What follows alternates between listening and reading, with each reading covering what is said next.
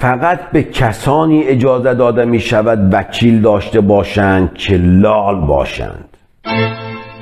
این جمله یکی از جملات قصار این چهره است.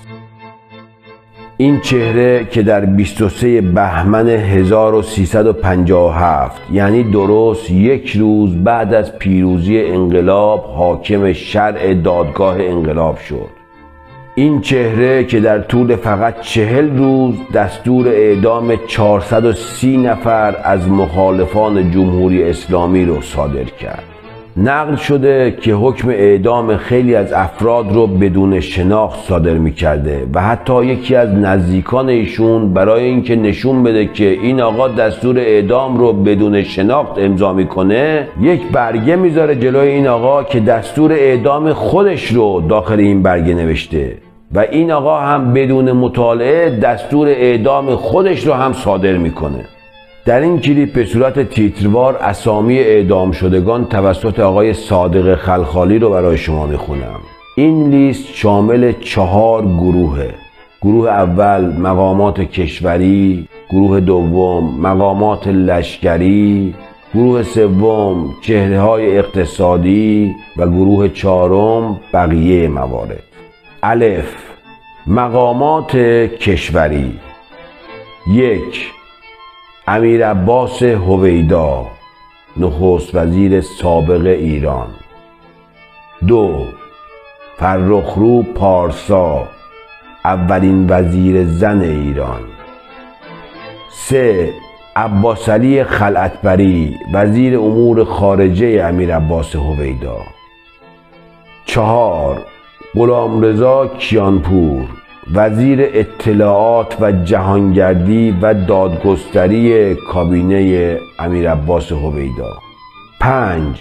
غلامرضا نیکپی، شهردار تهران. 6. منوچهر آزمون، وزیر کار و رئیس خبرگزاری پارس. 7. محمد علی علامه وحیدی، رئیس کل تحقیقات اداره اوقاف. 8. محمود جعفریان، مدیرعامل سازمان رادیو و تلویزیون. 9. پرویز نیکخواه، مدیر واحد مرکزی خبر تلویزیون. 10. غلام حسین دانشی، نماینده آبادان در مجلس شورای ملی. 11. سالار جاف، نماینده جوانرود در مجلس شورای ملی. 12.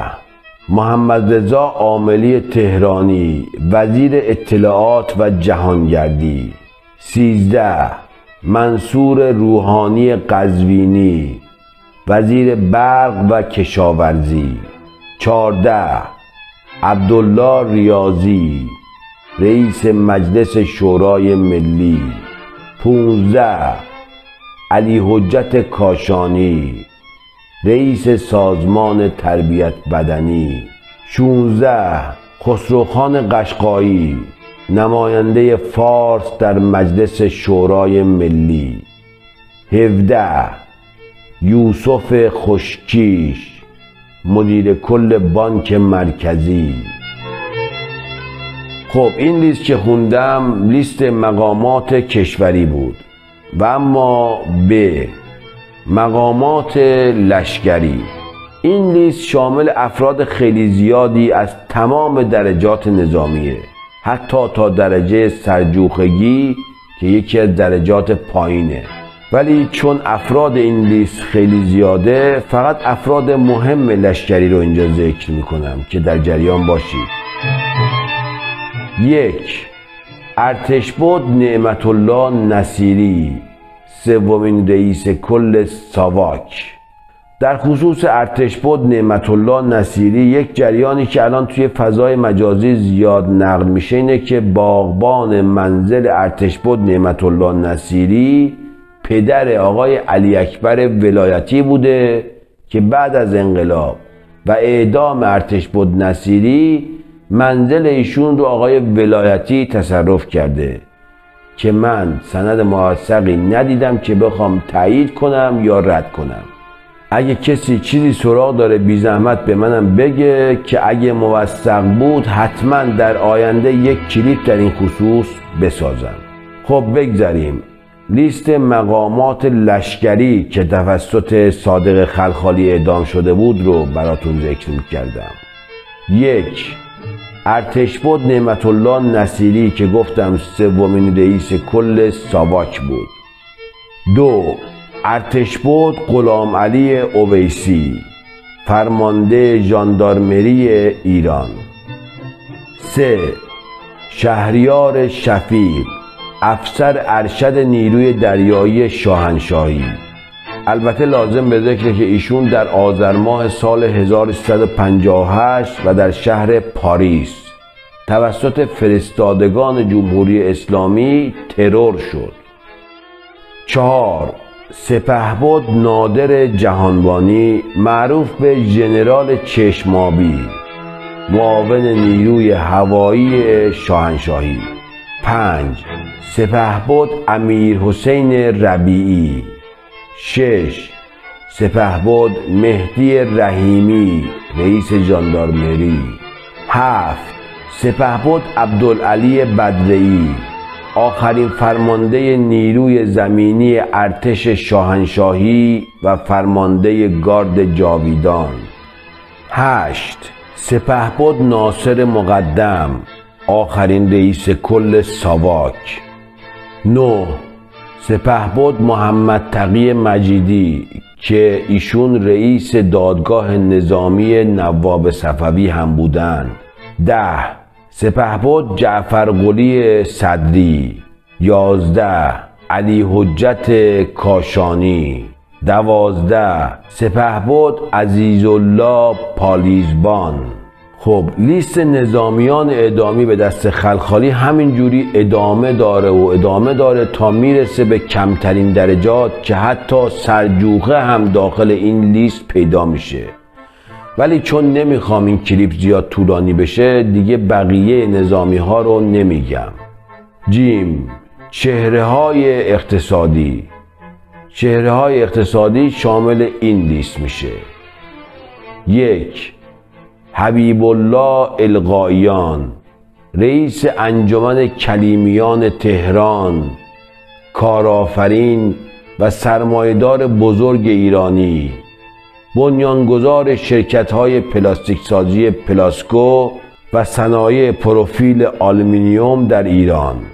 لازم به ذکر که ایشون مالک ساختمان پلاسکو هم بودند. همچنین از ایشون به عنوان یک خیر هم نام برده شده که به خانواده‌های زیادی کمک مالی می‌کردند. ایشون که یک خیر هم بوده در یک دادگاه در داخل زندان قصر که فقط 20 دقیقه طول میکشه توسط آقای صادق خلخالی به اعدام محکوم میشه.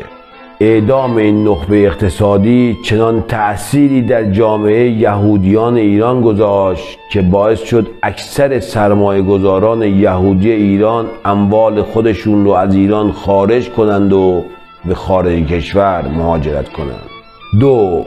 رحیم علی خرم مالک پارک خرم. البته این پارک خرم بعد از انقلاب تبدیل شد به پارک ارم، یعنی پارک ارم متعلق به ایشونه. و اما دال سایر افراد اعدام شده توسط صادق خلخالی. به جز این 3 گروه که گفتم افراد دیگه هم توسط آقای صادق خلخالی اعدام شدند، از جمله 1. خانم پریبلنده و 2. خانم اشرف چارچشم که هر دو از روسپی‌های شهر تهران بودند. در خصوص تاریخچه روسپی و روسپیگری هم من قبلا یک کلیپ کامل درست کردم که از این 2 نفر هم در اون کلیپ یاد کردم. آدرس اون کلیپ رو هم این بالا میگذارم که بعد از تموم شدن این کلیپ اون کلیپ رو هم حتما ببینید که تاریخچه روسپیگری رو کاملا مطلع بشید که چی بوده و از کجا اومده. 3. مهدی بلیغ بزرگترین و زرنگترین کلاهبردار تاریخ ایران. داستان این آقا هم داستان جالبیه که قبلا یک کلیپ درباره ایشون ساختم که آدرسش رو هم این بالا میگذارم. ایشون همون کسی هستن که کاخ دادگستری رو به 2 سرمایه‌گذار خارجی فروخته بودن. این کلیپ رو از دست ندید که خیلی کلیپ جالبیه. 4. سید جواد ذبیحی. چیزی که در خصوص ایشون جالبه اینه که آقای سید جواد ذبیحی خودش یک مداح و اذانگو بوده که خیلی قبلتر از مرحوم شجریان دعاهای ایشون از رادیو و تلویزیون ملی ایران پخش می شده. ولی در اول انقلاب یک جو خیلی بدی شکل میگیره که حتی اذان مرحوم مؤذنزاده اردبیلی هم به اتهام طاغوتی بودن از تلویزیون پخش نمی شده. آقای سید جواد ذبیحی هم در همین جو ابتدا دستگیر و زندانی میشه، ولی بعداً به دستور سید روح الله خمینی آزاد میشه، ولی بعد از مدتی جسد ایشون کشف میشه که به قتل رسیده بوده. لازم به ذکر که نحوه قتل ایشون هم به نحو فجیعی بوده. به جز این اعدام ها دستور تخریب آرامگاه رضاشاه بزرگ که آدرس کلیپ معرفی رضاشاه بزرگ رو هم این بالا میگذارم و آرامگاه ناصرالدین شاه قاجار هم در کارنامه آقای صادق خلخالی مشاهده میشه.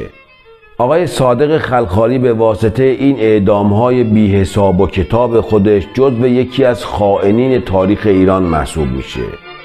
من در یک کلیپ که آدرسش رو این بالا میگذارم لیست 10 نفر از خائنین کل تاریخ ایران رو به صورت مختصر به شما معرفی میکنم که توصیه میکنم حتما ببینید که با این خائنین تاریخ ایران حتما آشنا بشید. و اما در پایان براتون آرزو میکنم که تا کلیپ بعدی رادیو تاریخ نونتون گرم و آبتون یخ.